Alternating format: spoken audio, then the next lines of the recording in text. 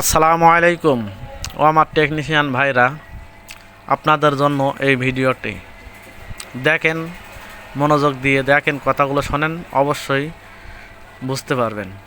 একটি ভ্যানের পরিত্যক্ত চার্জার, যে চার্জারটি আর কাজে আসে না, এই চার্জার দিয়ে আপনি কিভাবে একটি 12 ভোল্টের ব্যাটারি চার্জ দিবেন। এটা কিন্তু উন্নত ধরনের চার্জার হবে।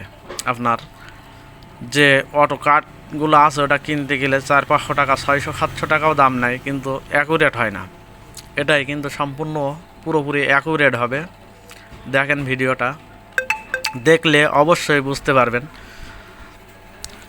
এই যে একটি 12 ভোল্টের ট্রান্সফরমার দিয়ে আমি এটা একটি ব্যাটারি চার্জ দেওয়ার জন্য একটি চার্জার স্টেবিলাইজার বানালাম। দেখেন কিভাবে বানাই। এই যে এই সাইডে আপনি আপনার 3টি তার ট্রান্সফরমার, 3টি তারের ভিতরে এই সাইডে একটি লাগাই দিবেন, আর এই সাইডে যেটা লাগাবেন ওইটাও হচ্ছে আপনার কালোটি। তার মানে মাঝখানের যে মাইনাসটি, ওইটা আপনি মাইনাস ঠিক রাখবেন। যেমন ওই যে মাইনাসটি আপনি পুরোপুরি মাইনাস ঠিক রেখে, এই যে ক্যাপাসিটারে আছে, ক্যাপাসিটারের মাইনাসে দেবেন। আর এই সাইডটা আপনি যে সাইড থেকে ফ্যান গিয়েছে ওই সাইডে দিবেন। এই তারটি দিলে আপনি পুরোপুরি কমপ্লিট একটি চার্জার, উন্নত মানের চার্জার পাবেন। ভিডিওটা যদি আপনাদের ভালো লাগে, লাইক, শেয়ার, কমেন্ট করিয়েন। দেখেন, চলেন দেখি, অন করে দেখি।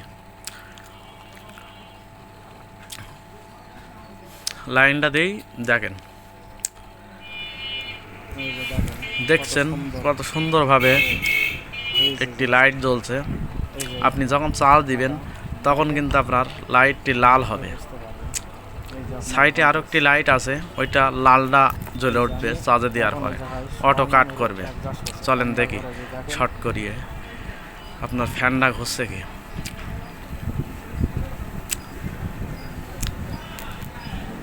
দেখেন কিরম ফায়ারিং দেখেছেন।